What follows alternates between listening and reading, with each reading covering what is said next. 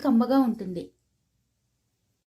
కాకపోతే పచ్చడిని ఒక 2-3 రోజుల పాటు బాగా ఊరబెట్టుకుని, ఉప్పు సరిచూసుకుని, ఆ తర్వాత ఫ్రిడ్జ్‌లో పెట్టుకుంటే బాగుంటుంది. లేటు చేయకుండా ఈ పచ్చడి ఎలా ప్రిపేర్ చేసుకోవాలో ఇప్పుడు చూద్దాం. ఈ పచ్చడి ప్రిపేర్ చేసుకోవడానికి మొత్తం 12 ఇంగ్రీడియెంట్స్ కావాలండి. నేనిక్కడ అరకిలో బోన్లెస్ చికెన్ తీసుకుని మరీ చిన్న ముక్కలుగా కాకుండా మీడియం కంటే కొంచెం చిన్న ముక్కలుగా కట్ చేసుకున్నాను. Chicken breast and thigh pieces 2 తీసుకున్నానండి.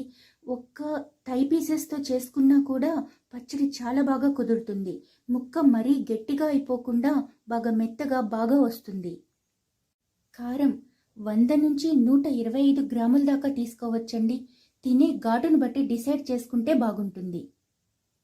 చింతపండు 125